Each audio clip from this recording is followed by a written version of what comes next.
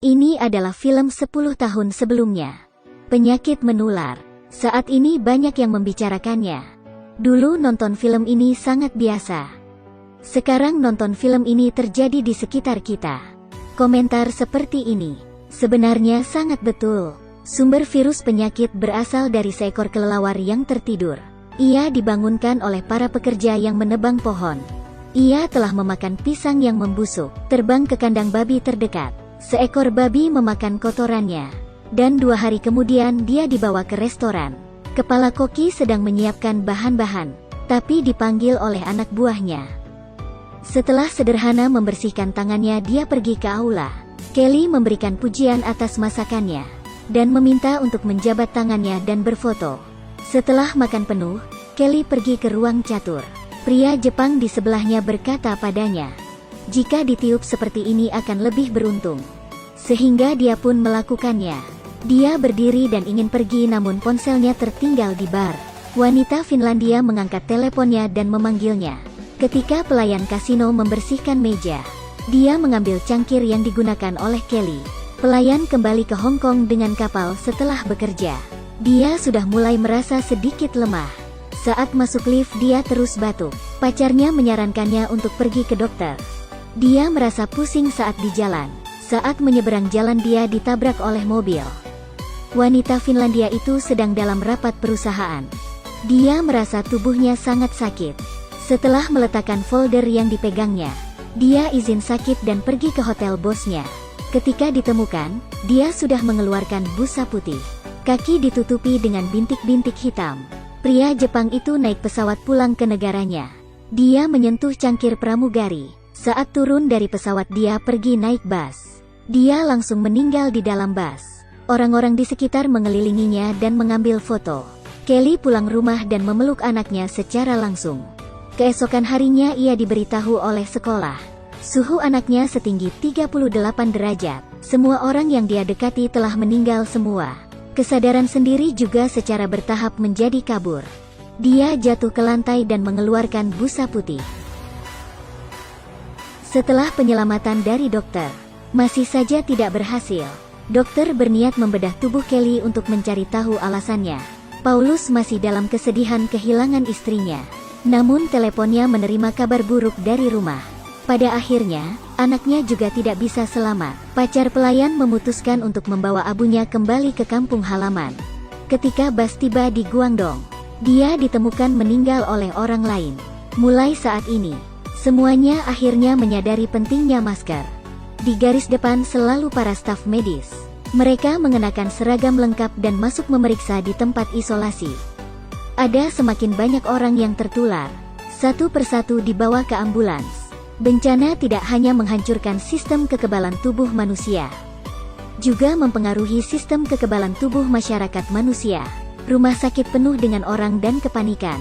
Hasil otopsi Kelly sudah keluar. Ini adalah virus influenza varian baru yang belum pernah ditemukan sebelumnya. Tidak ada yang tahu dari mana asal virus itu. Kecepatan penularan telah meningkat secara eksponensial. Dan tingkat kematian sangat tinggi. Hanya dalam 5 hari, jumlah kasus melonjak dari 89.000 menjadi 270.000. Prioritas saat ini adalah membuat vaksin. Di laboratorium tingkat tertinggi Project 4, ahli biologi sedang mempelajari virus penyakit. Kesimpulan dari mengambil sampel darah untuk analisis. Ada gen hewan dan manusia dalam urutan virus penyakit. Setiap urutan terus bermutasi tanpa berhenti. Yang paling menakutkan adalah ia dapat ditularkan melalui permukaan tubuh. Dan kesulitan penelitian vaksin di luar ekspektasi semua orang. Ada orang yang terpikir, semua orang yang berinteraksi dengan Paulus telah meninggal. Dan dia adalah orang yang telah terpapar virus untuk waktu yang paling lama. Tentu saja tubuhnya memiliki antibodi. Ahli biologi telah menemukan terobosan di sini. Benar saja, Paulus memiliki protein khusus dalam tubuhnya. Ia mampu melawan mutasi virus penyakit. Mereka mencoba berkali-kali untuk melakukan eksperimen pada tubuh yang terinfeksi virus. Protein vaksin akhirnya ditelan oleh virus penyakit. Para ahli biologi sangat kebingungan. Ironisnya, seorang pensiunan profesor tua melanggar aturan. Dengan mengambil resiko terinfeksi, dia melakukan penelitian pribadi di laboratorium sendiri. Dalam waktu 3 hari, Vaksin telah ditemukan olehnya, dan dia tidak meminta bayaran apapun. Dia bersedia memberikan hasilnya kepada umat manusia secara gratis. Ini hanya langkah pertama. Vaksin juga harus diuji coba di tubuh manusia. Ini akan memakan waktu setidaknya 3 bulan. Sesuai dengan kecepatan infeksi saat ini, dalam 3 bulan, jumlah kasus orang yang tertular akan mencapai 80 juta orang. Di bawah bencana manusia, seorang blogger online masih menyebarkan rumor. Dia tidak terinfeksi virus penyakit sama sekali. Dia mengklaim dirinya demam 39 derajat sebelumnya. Setelah menggunakan didesinfeksi merek ini, secara ajaib demamnya menurun. Video semacam itu menjadi viral di internet. Awalnya mengira tidak ada orang yang percaya berita bodoh seperti itu. Tapi di bawah keinginan untuk bertahan hidup, manusia telah benar-benar kehilangan akal sehat mereka. Lebih mengerikan daripada penyakit menular adalah rumor. Semua orang berbondong-bondong ke supermarket. Mereka semua demi membeli didesinfeksi. Pada awalnya semuanya mengantri dengan tertib. Dalam kerumunan orang terus-menerus ada yang batuk. Bahkan ada yang tidak memakai masker. Saat mengetahui jumlah obat tidak banyak, semakin banyak orang yang menerobos antrian. Dalam sekejap terjadi kekacauan. Kaca jendela dilempar hingga pecah. Semua orang masuk untuk mendapatkan obat. Supermarket diborong hingga kosong. Kekacauan juga terjadi di jalanan. Orang-orang mulai melakukan perampokan. Orang-orang yang merampok barang ada di mana-mana. Ini adalah pengaruh dari video berdurasi 50 detik. Persimpangan utama di kota telah ditutup. Ada orang yang menggunakan kebebasan sebagai alasan. Mereka ingin menyingkirkan pembatasan pemerintah. Korban yang meninggal masih terus meningkat. Sudah melebihi tempat pemakaman. Bahkan pelajaran yang nyata. Masih ada orang yang menyebarkan berita seperti ini. Jalan-jalan dipenuhi dengan sampah. Kantor, museum, dan gym semuanya kosong. Pada hari ke-26, hampir 580 juta orang telah tertular di seluruh dunia. Ini setara dengan setiap 12 orang ada 1 orang yang terinfeksi. Hingga saat ini, pemerintah belum merespons. Setelah percobaan ke-57 pada hari ke-29, vaksin akhirnya memiliki respon antibodi pada monyet. Tapi ini harus menunggu hasil setelah 24 jam. Setiap detik sekarang mewakili banyak kehidupan. Para peneliti tidak bisa menunggu waktu reaksi. Dia langsung bereksperimen pada diri sendiri.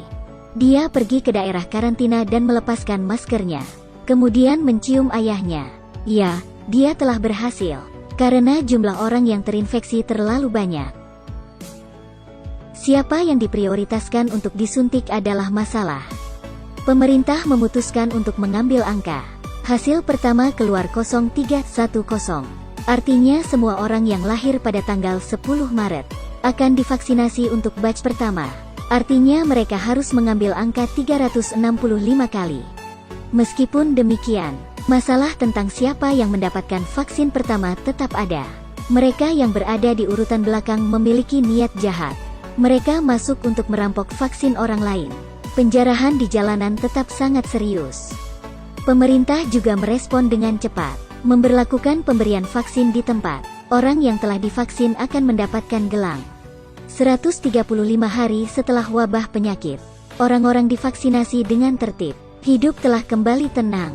Mereka tidak lagi takut virus penyakit, karena pertempuran ini dimenangkan oleh manusia. Akhir dari film ini, para peneliti mengambil semua sampel virus penyakit, disegel secara permanen dalam lemari es. Vaksin dalam film berjalan dengan baik. Penyebaran virus penyakit berhasil terkendali. Ini adalah akhir yang sempurna. Tapi pada kenyataannya, berapa banyak orang yang masih mengalami penyakit? Jika ditonton dahulu, ini adalah film bencana yang sangat sederhana. Jika ditonton sekarang, semuanya terjadi dalam kenyataan.